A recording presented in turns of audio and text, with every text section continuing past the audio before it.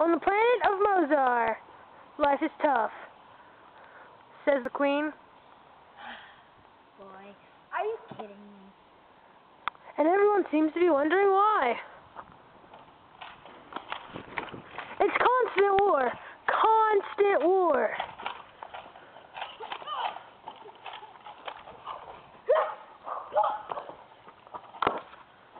It never stops.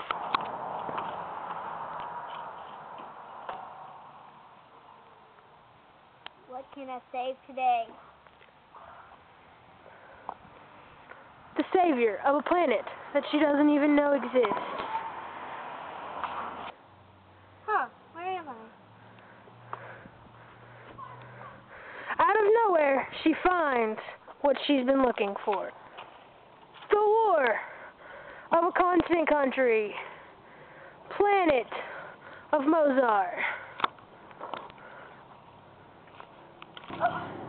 As Emily's walking through, she sees what she must do. Time to kick some butt.